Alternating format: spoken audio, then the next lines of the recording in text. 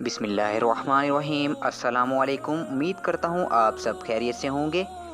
आज का वजीफ़ा करने से इंशाल्लाह अगर आपके घर में रिस्क की तंगदस्ती है, बहुत ही परेशानी का सामना कर रहे हैं, या आप बेरोज़गार हैं, आपको जल्दी रोज़गार नहीं मिल रहा, या आपके घर में तंगदस्ती ने घेरा डाल रखा है, या आप कर्ज़े के नीचे दबे हुए हैं, कर्ज़ा आपकी जान नहीं छोड़ रहा, आए दिन कोई ना कोई माली परेशानी का सामना करना पड़ता है, तो ये वजीफ़ा करने से आपकी तमाम परेशानियां दूर होंगी। वीडियो को शुरू करने से पहले आप सबसे गुजारिश है कि चैनल को सब्सक्राइब कर लें और बेल आइकन को भी दबा दें ताकि नए आने वाली वीडियोस आपको मिलती रहें सबसे पहले। तो चलिए वीडियो को शुरू करते हैं।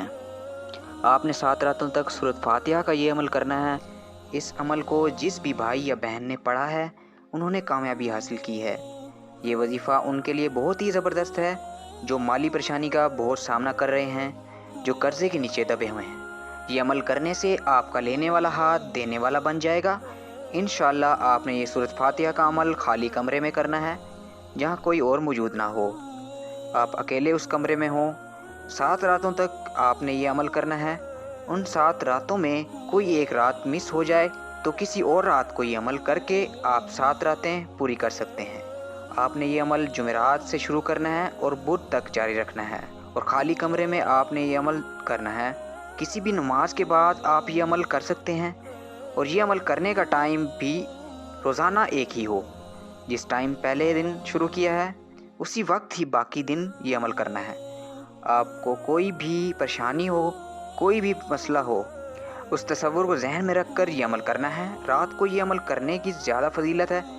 अगर आप रात को नहीं कर सकते तो दिन के किसी भी हिस्से में ये अमल कर सकते हैं। जब भी आप ये अमल करें, अमल करने से पहले अव्वल व आखिर 11 मरतबा दुरूद शरीफ पढ़ना है। दुरूद शरीफ पढ़ने के बाद आपने 90 मरतबा सूरत फातिहा पढ़नी है। सूरत फातिहा पढ़ने के बाद आपने अल्लाह से दुआ करनी है। इंशाअल्लाह जो भी आपकी परेशानी होगी, मुश्किलात होंगी, अल्लाह गैब से आपकी मदद फरमाएगा।